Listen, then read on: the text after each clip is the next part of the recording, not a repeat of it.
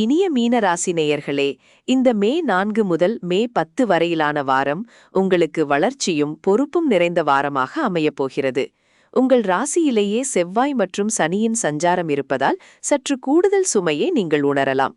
ஆனால் இந்த அழுத்தமே உங்களை ஒரு வைரமாக ஜொலிக்க வைக்கும் என்பதை நினைவில் கொள்ளுங்கள்.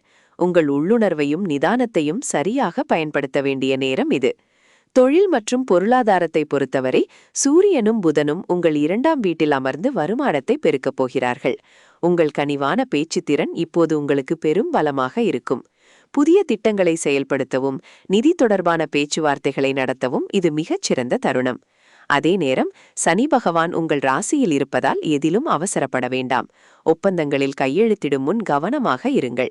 வீண் செலவுகளை தவிர்த்து எதிர்கால முன்னேற்றத்தில் கவனம் செலுத்தினால் உழைப்பிற்கேற்ற பலன் நிச்சயம் கிடைக்கும்.